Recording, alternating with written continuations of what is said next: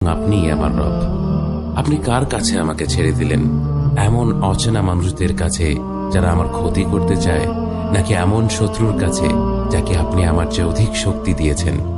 হে আল্লাহ, যদি আপনি আমার উপর রাগ না করে থাকেন তাহলে এর কিছুতে আমার কিছু আসে যায় না, কিন্তু আপনার আশ্রয় পেলে আমার পরিস্থিতি আরেকটু সহনীয় হবে।